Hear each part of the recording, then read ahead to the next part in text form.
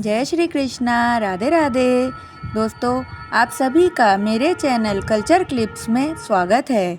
आज हम श्रीमद् भगवत गीता का 7वां अध्याय पढ़ेंगे व उसका महात्म्य भी सुनेंगे।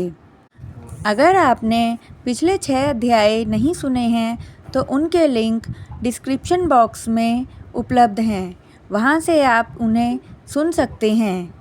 तो चलिए हम श्रीमद् भगवत गीता का 7वां अध्याय शुरू करते हैं। ज्ञान विज्ञान योग। ज्ञान विज्ञान योग। भगवान श्री कृष्ण बोले, हे पार्थ, मुझ में मन लगा के मेरे ही आश्रय होकर योगाभ्यास करते हुए मेरे स्वरूप का संशय रहित पूर्ण ज्ञान होगा। सो सुनो। सो ज्ञान मैं तेरे ताईं कहता हूँ। हे अर्जुन, इसे जानकर फिर जानने योग्य कुछ भी नहीं रहता।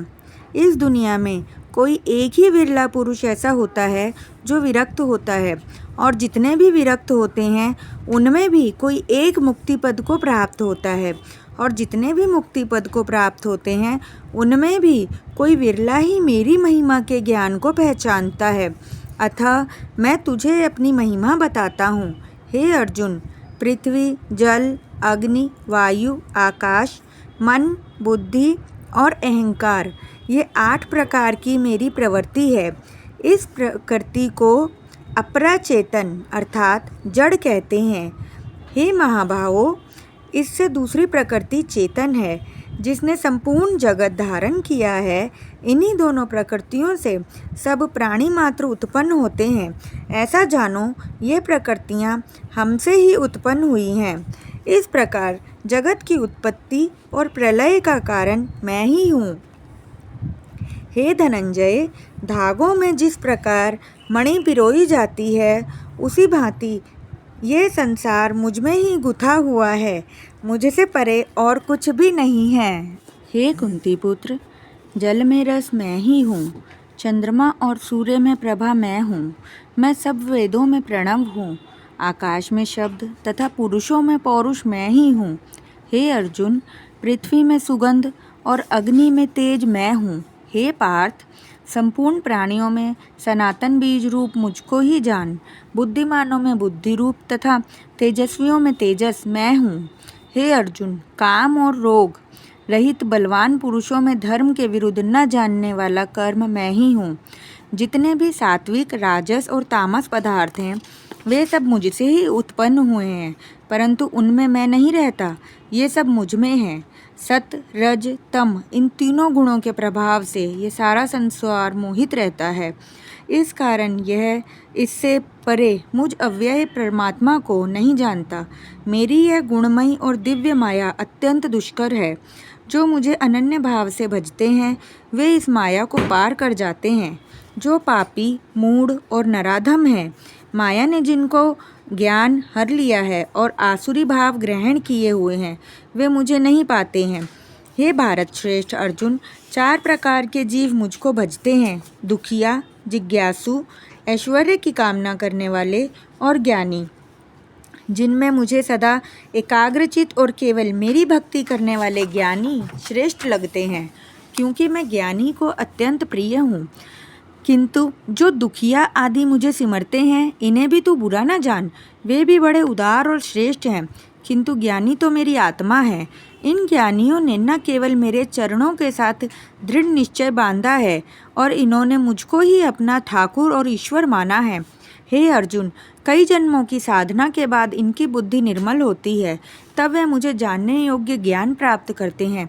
वह ज्ञान कैसा है, अब यह सुन। जो सब जगत को वासुदेवमय समझे, उन्हें सब प्राणियों में वासुदेव नजर आता हो, ऐसे ज्ञानी महापुरुष महंत कहलाते हैं। और जो मुझे त्याग कर संसार में मनुष्य और देवता की उपासना करते हैं, अब उनकी बात सुन। जो पुरुष कामनाओं की पूर्ति के लिए जिन जिन देवताओं का पूजन करते हैं, उन पुरुषों की उस श्रद्धा को मैं दृढ़ कर देता हूँ। वह इस दृढ़ श्रद्धा से युक्त होकर उस देवता की आराधना करते हैं, फिर उसको मेरे ही रचे हुए कर्म फल प्राप्त होते हैं। परंतु उन अल्प बुद्धि वालों का फल नाशवान है।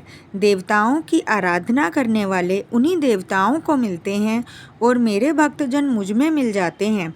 मेरे अव्यय अविनाशी अति उत्तम स्वरूप को न जानकर मंदबुद्धि लोग मुझे अव्यक्त को व्यक्त देहधारी मानते हैं।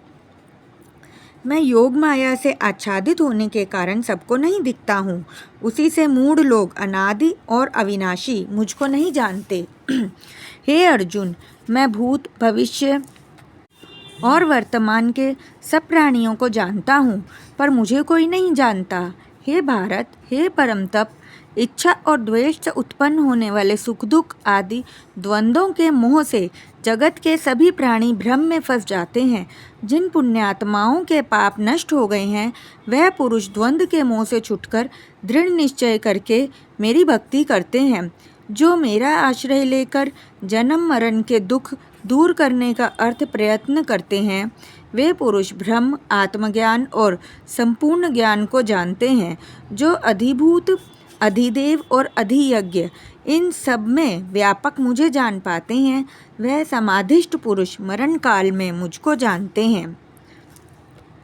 तो यहीं पर 7वां अध्याय समाप्त होता है। अब हम इस 7वें अध्याय का महात्म्य सुनेंगे।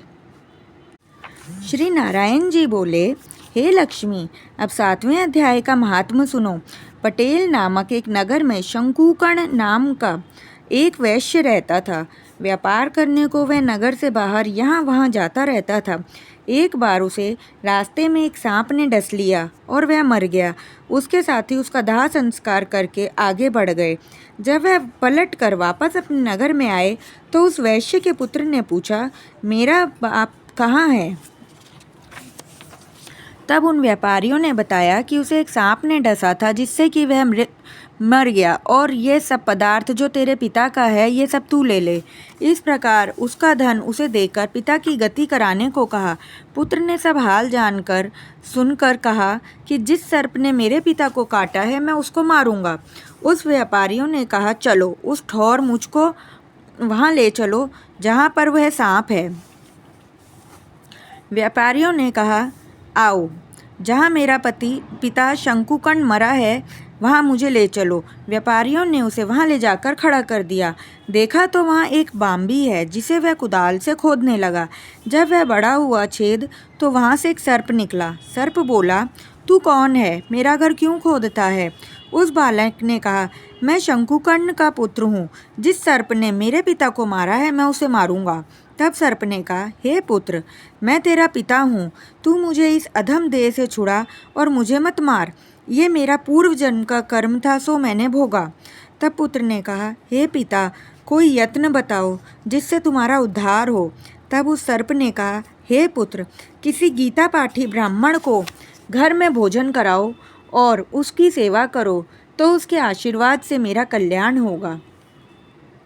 तब उस बालक ने उस नगर पर, उसके नगर में जितने गीता का पाठ करने वाले थे, उन सबको बुलाकर श्री गीता जी के 7वें अध्याय का पाठ कराया और उनको भोजन करवाया। तब उन ब्राह्मणों ने आशीर्वाद दिया। तब वैश्य तत्काल उस अधम देह से छुटकर देवदेही पाकर विमान पर चढ़कर आकाश मार्ग को जाता हुआ अपने पुत्र को धन्य धन्य कहता हुआ बैकुंठ धाम को प्राप्त हुआ। बोलो श्री सच्चिदानंद भगवान की जय। तो दोस्तों, यहीं पर श्रीमद् भगवद गीता का 7वां अध्याय व उसका महात्म्य समाप्त होता है। अगर आपको ये अध्याय सुनने में अच्छे लग रहे हैं तो चैनल को लाइक कीजिए, और अगर आप चैनल पे नए हैं तो चैनल को सब्सक्राइब कीजिए और उसे ज़्यादा से ज़्यादा शेयर कीजिए। राधे राधे।